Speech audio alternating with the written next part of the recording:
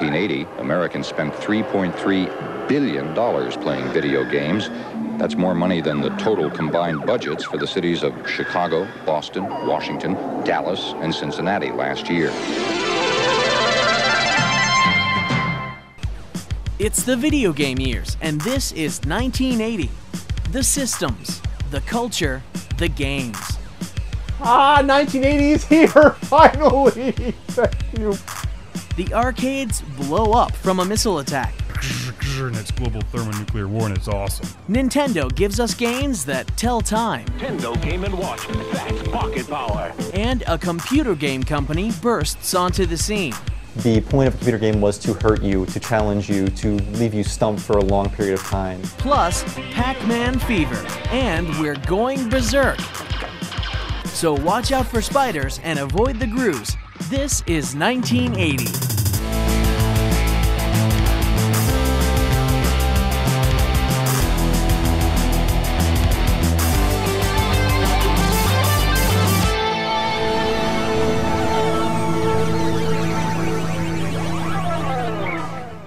Next level.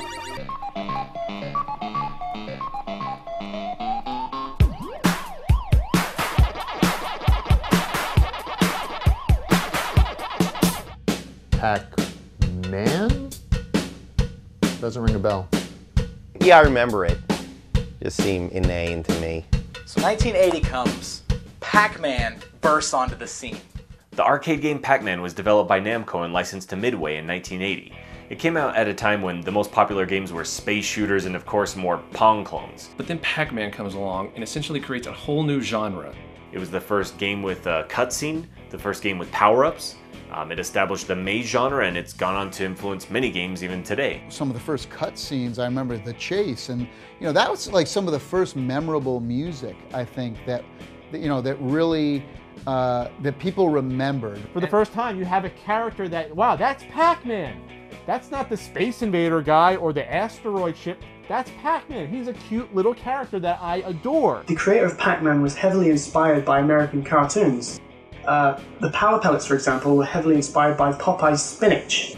The creation of the Pac-Man character was actually really fitting because the game designer, Toru Iwatani, partially came up with the idea while eating a pizza.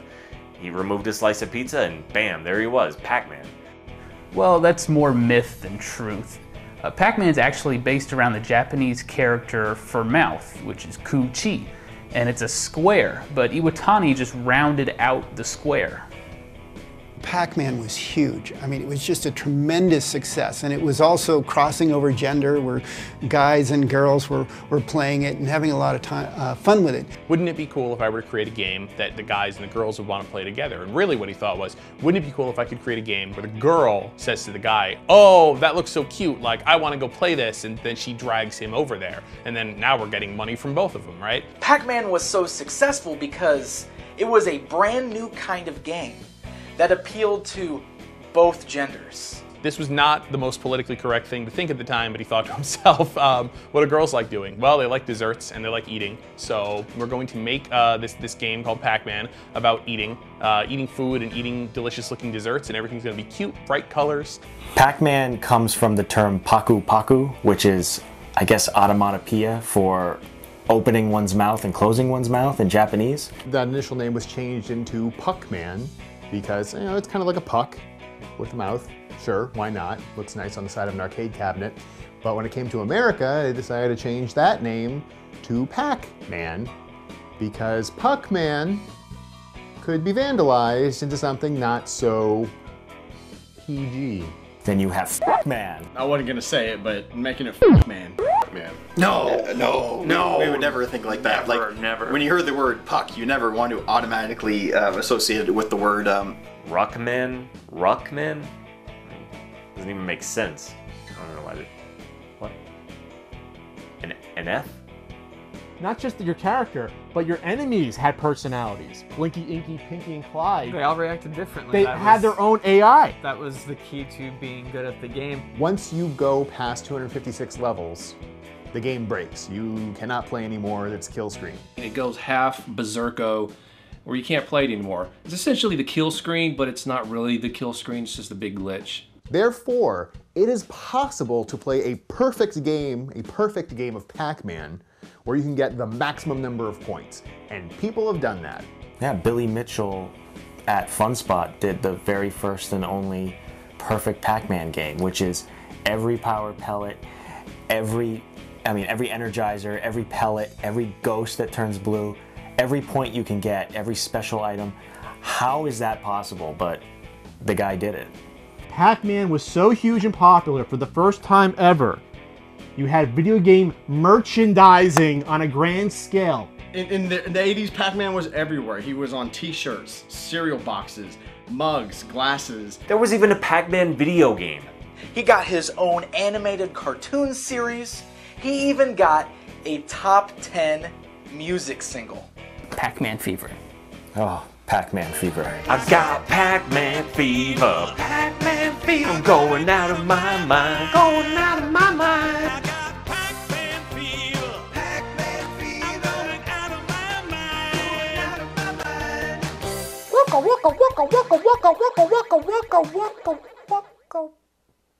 Pac-Man was considered the very first video game mascot, if you will. This is before Mario, before Donkey Kong, before Sonic, before Duke Nukem. I mean, you had Pac-Man in the early Duke Nukem. Isn't that the guy's name? Pac-Man with the mouth open. That's like a universal icon for video games. It's just kind of weird that you would throw in Duke Nukem with all these other... Pac-Man has gone through that whole genre, past Mario, and they're still making Pac-Man games, and they're making really good ones to this day. Even 30 plus years later, everyone across the world virtually in the modern world knows who Pac-Man is. So you have what's called a franchise, video game franchise. Pac-Man was the first. He's the Pac-Man. He did it.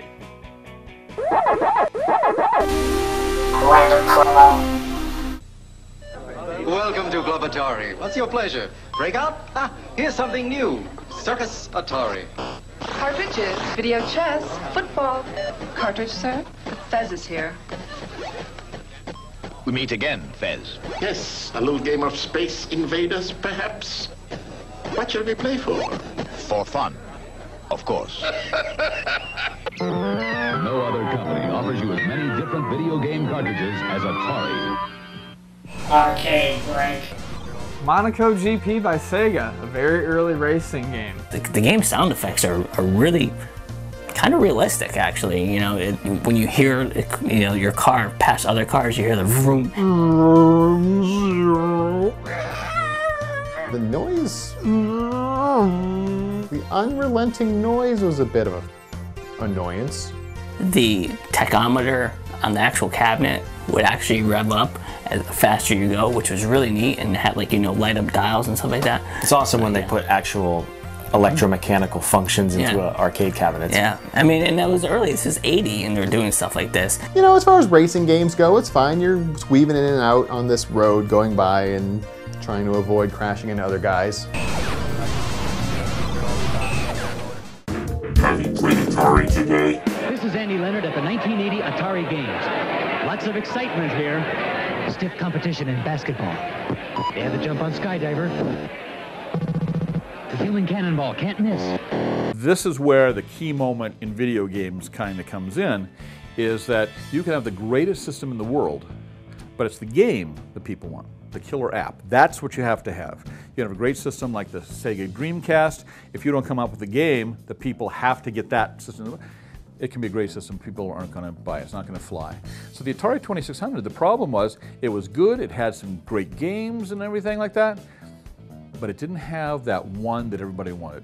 1980 is when it explodes. Boom! And this was the boom year. Why? Space Invaders. It gets Space Invaders, one of the biggest arcade games of all time, and certainly the biggest at the time, on a home console. And for the first time, Space Invaders. Like, we could play Space Invaders at home? So bringing that game over to North America was just, it ranks up there as like some of the smartest decisions ever made in video game history. It quadrupled their sales, and it put Atari on the map as one of the fastest growing companies ever in the history of ever. Suddenly, everybody's got to have an Atari, right?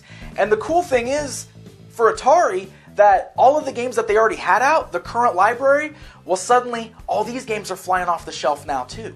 So games that have already been out and have already been sitting on the shelf suddenly start getting sold just because everybody now owns the Atari so they could play Space Invaders and they want some other games to play. And now they're really starting to get their feet wet and putting out games. They had Adventure in '79, and they have some other fun games that came out in '80, like Fishing Derby, where you fish.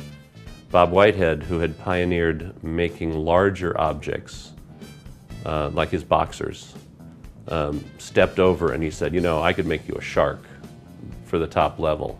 And that's what really turned it into a game, where the shark had like AI and he would go after your fish and you had to figure out a way to beat him.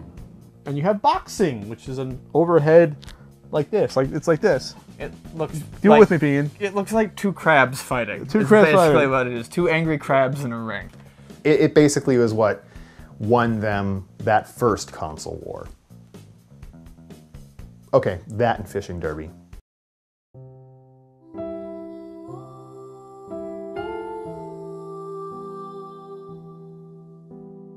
See, it's a little known fact.